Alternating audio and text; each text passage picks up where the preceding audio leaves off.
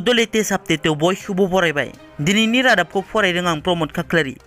गिबि निउसआव दङ रासियानि गेदेर खहा। रासिया इउक्रेननि दावहायाव इउक्रेननिल' खहा जायाखै, रासियानिबो गोबां खहा जागासिनो। इउक्रेननि गाग्लोबनायाव रासियानि उरां जाहाजआ सिलिंखार जानाय उरां जाहाजनि पाइलटखौ इउक्रेना हमनो हायो। सिलिंखार जानाय उरां जाहाजनि पाइलटआ हमजानायनि उनाव बुहुमनाङै सावरायजादों। मानोना इउक्रेननि गाग्लोबनाय समाव पाइलटआ पेराशुटजों बाज्ल'नानै गावनि जिउखौ रैखा खालामो। बे पाइलटनि मुंखौ मेजर क्रिबुलापो होनना मिथिनो मोननाय जादों। मख'नो गोनांदि फट'आव रासियानि हादरगिरि व्लादिमिर पुतिनजोंबो हमजानाय पाइलट क्रिबुलापोखौ नुनो मोननाय जादों। बे पाइलटआ हमजानायनि उनाव रासियाया जिंगासिनो गोनां जादों। क'क्राझार जिल्लानि गसाइगावआव मुगैथावना जाथाय। गोरबोआव थानाय 4 दाननि गथ'खौ सम सयैनो दिहुनना दैसायाव गारना गालांदों। बे जाथाया जादों क'क्राझार जिल्ला गसाइगाव महकुमानि सिङाव थानाय मक्ताइगाव गामियाव।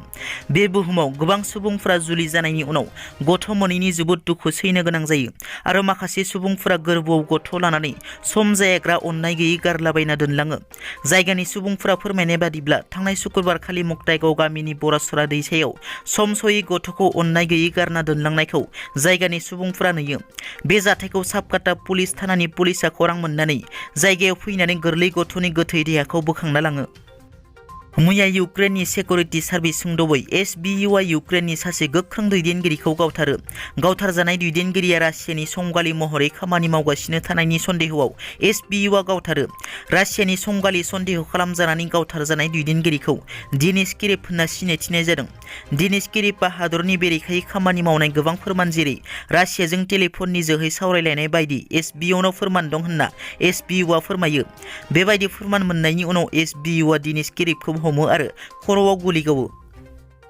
3, 4 आरो 5 मार्चआव कार्बि आंलं जिल्लानि लांहिनाव थानाय हाजोआरि फोथाराव रंगिना संगिना हाबाफारिजों खुंफुंनाय एबसुनि खुंगा 54थि थान्दै जथुमाया मैया जोबनानै थाङो। मैया जोबथा साननि गेवलां मेलाव आसामनि गिबि मन्थ्रि डक्टर हिमन्त बिश्व शर्माजों लोगोसे बिटिआरनि गाहाय प्रमद बर'आ जर'खा आलासि महरै बाहागो लायो। बे गेवलां मेलाव बाहागो लानो मोननानै आसामनि गिबि मन्थ्रि डक्टर हिमन्त बिश्व शर्मा बिथाङा गोजोननाय फोरमायो। लोगोसे बिटिआर गोरोबथानि गासिबो दफाफोरखौ बिटिआरनि गाहाय प्रमद बर'जों खौसे जानानै थाबैनो मावफुंजोबगोन होनना गिबि मन्थ्रि बिथाङा बुंथियो। मैयानि बे जोबथा सानाव बिटिआरनि हाग्रा बिफाननि मावफुं सोद्रोमा रन्जित बसुमतारी बिथाङाबो बाहागो लानानै खौरांगिरिनि सिगाङाव बुङोदि नोंथाङा जायखिजाया राजखान्थि दोलोआव थाया मानो नों गावखौनो आं बर' होननानै बुंना लानो हानांगोन होनना। लोगोसे बारग' NDFBफोरनो बिटिआर गोरोबथा बादियै होनाय रिहेबिलिटेसनखौ माखासे बारग' NDFBफोरा दासिमबो मोनाखै। बिनि सायावबो बिथाङा बुङोदि जोंनिफ्राय जोबथा लिस्टखौ हरखाजोब्बाय। बेखौ लानानै स्क्रुटिनि जागोन। स्क्रुटिनि जानानै लिस्टआव गोग्लैगोन गोग्लैया बियो आसाम पुलिसनि खोन्था। बेवहाय सेलेक्सन खालामो। सोरना फैगोन सोरना फैया जों बुंनो हाला।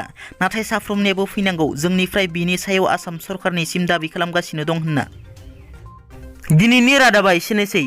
नोंथांमोना जुदि आंनि चेनेलखौ दासिमबो साबस्क्राइब खालामाखै अन्नानै साबस्क्राइब खालाम। गोजोन्थों।